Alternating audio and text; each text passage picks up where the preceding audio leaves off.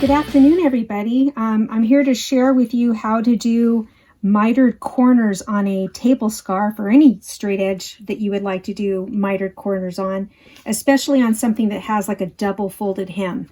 A lot of fabric thicknesses come in line right here when you're doing that. And so I want to show you how to kind of eliminate that. And what I have here today is my linen with my design before I even get started on the embroidery. I have some type of a straight edge, a water-soluble pen, items for turning, an iron, and then also a pair of scissors for trimming that corner. So what I'm going to do to eliminate a lot of this bulk is create a mitered corner.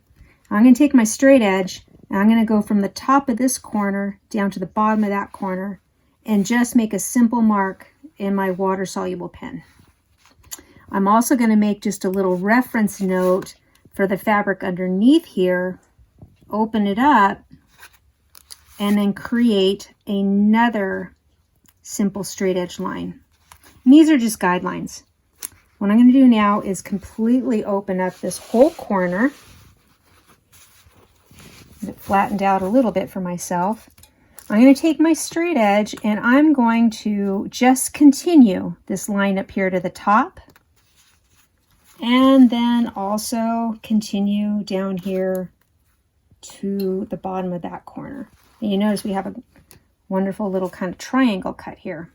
Now what I'm going to do is going to seem scary, but trust me, this is how you get rid of all of that material in here and all of that bulk.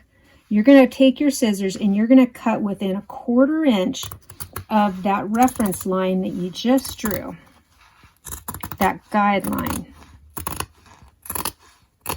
And that is completely gone. Now all of that fabric waste has eliminated that bulk in that corner. You'll notice when you put your table corners together now, and we have all of that bulk missing.